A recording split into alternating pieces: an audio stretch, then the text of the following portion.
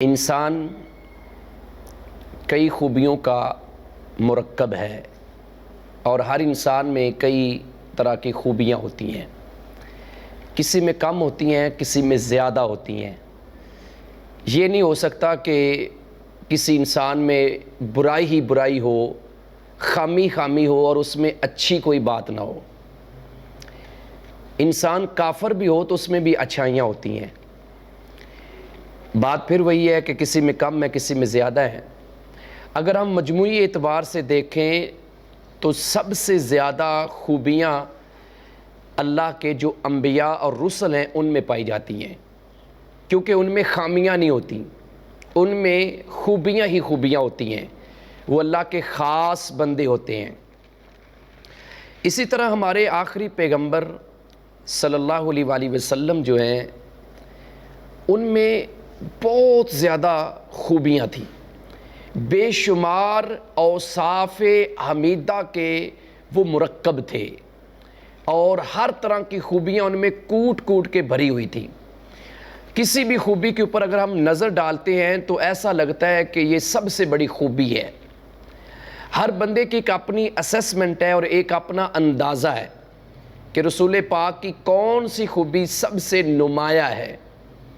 میری نظر میں ایک طالب علم ہونے کی حیثیت سے میں نے رسول پاک صلی اللہ علیہ وآلہ وسلم کی جتنی خوبیوں کو دیکھا تو سب سے نمایاں خوبی جو رسول پاک صلی اللہ علیہ وسلم کی مجھے نظر آئی وہ یہ تھی کہ آپ ہمیشہ سچ بولتے تھے۔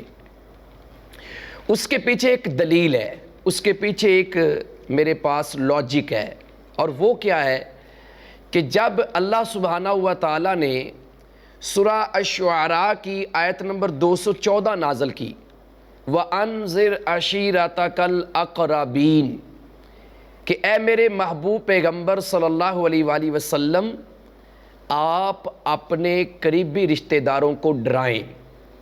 امام بخاری رحمہ اللہ تعالیٰ اس واقعے کو مختلف جگہوں پر لے کر آئے ہیں۔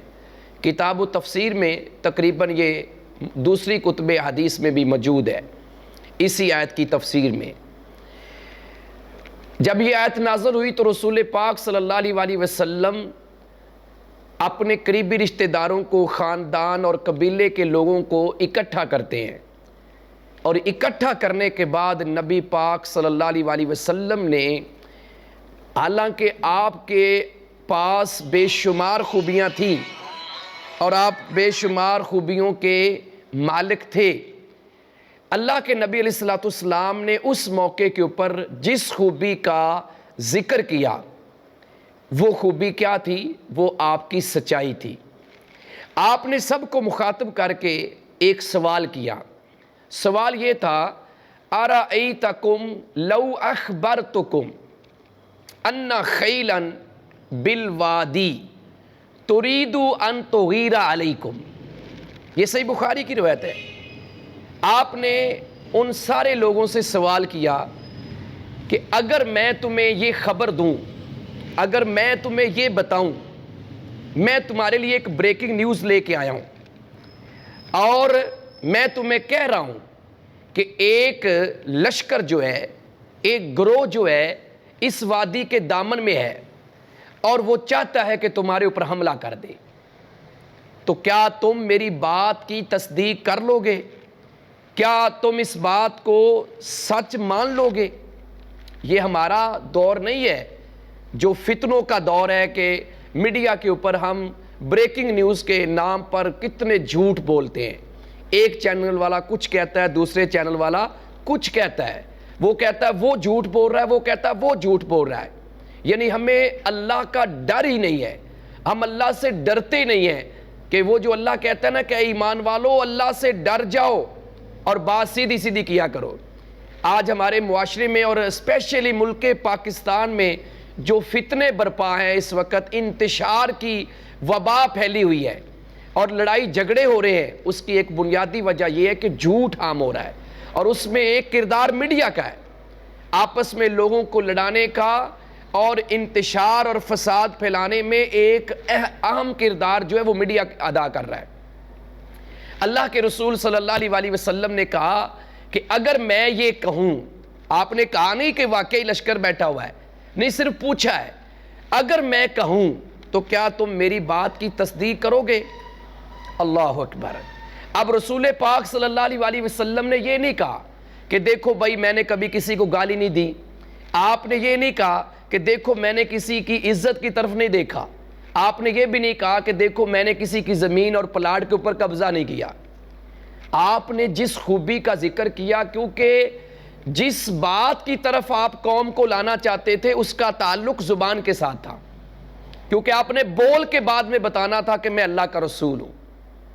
تو آپ کی زبان پہ کتنا یقین تھا کفار کو، آپ کے رشتہ داروں کو۔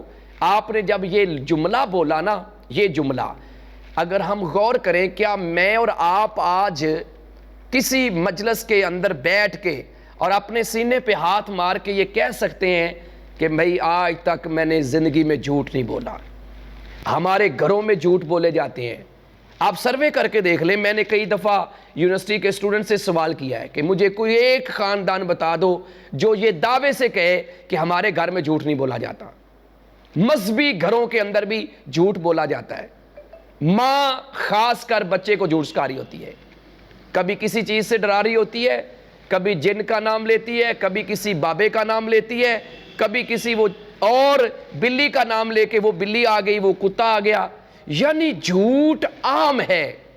میری نظر میں کوئی دعوے سے خاندان یا کوئی بندہ یہ کہہ دے کہ بھئی میرے گھر میں جھوٹ نہیں بولا جا سکتا یا نہیں بولا جاتا، میں تو نہیں کہہ سکتا، میں نہیں کہہ سکتا۔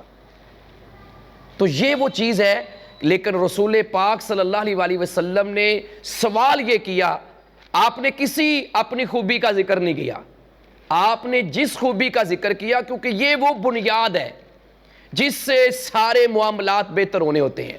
اور خود اللہ نے کہا ہے کہ یصلح لکم اعمالکم، جب تم سچ بولو گے تو اس کی طاقت اتنی ہے کہ باقی معاملات ایٹومیٹکلی اللہ تعالیٰ بہتر کرتے جائیں گے۔ آگے سے جواب جو آیا وہ بڑا کمال کا ہے، جواب بڑا کمال کا ہے۔ جواب کیا ہے؟ قالو نعم، آپ نے جب کہا نا کیا تم میری بات کی تصدیق کرو گے، تو آگے سے جواب آیا قالو نعم، ہاں ہم آپ کی بات کی تصدیق کر لیں گے۔ اگر آپ کہیں کہ واقعی ایک لشکر حملہ کرنے والا ہے تو ہم مان لیں گے۔ اور کیوں مانیں گے اتنی آسانی کے ساتھ؟ وہ اگلے الفاظ بڑے عام ہیں، صحیح بخاری میں موجود ہے، کہنے لگے ما جربنا علیک الا صدقا۔ اس کا ترجمہ یہ بنتا ہے، اے اللہ کے رسول، آج تک جب بھی آپ کو آزمایا ہے نا، جب بھی آپ سے بات کی ہے کسی بھی میٹر کے اوپر، کسی بھی ایشو کے اوپر، کسی بھی معاملے کے اوپر، جب بھی آپ کو آزمایا گیا نا، آپ نے جھوٹ بولا ہی نہیں ہے، ہم نے آپ کو سچا ہی پایا ہے۔ آپ اندازہ کریں یہ اتنی بڑی خوبی ہے کہ اللہ کے رسول صلی اللہ علیہ وسلم نے باقی چیزوں کا ذکر نہیں کیا، آپ نے اس بات کا ذکر کیا کہ کیا میں یہ کہوں تو تم سچ مان لو گے۔